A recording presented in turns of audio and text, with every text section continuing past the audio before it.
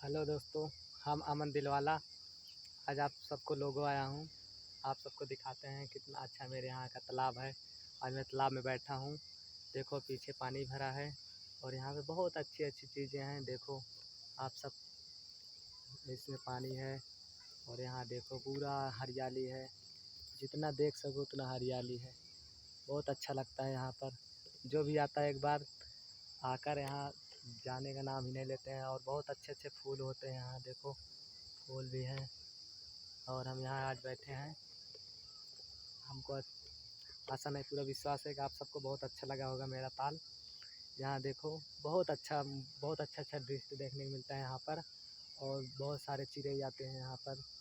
और अगर आप सबको हमारा वीडियो पसंद आएगा तो आप सब लाइक कीजिएगा, सब्सक्राइब कीजिएगा मेरे चैनल को और मेरे वीडियो को बहुत आगे बढ़ाएं। जय हिंद, जय भारत, जय भोजपुरी श्रोता समाज।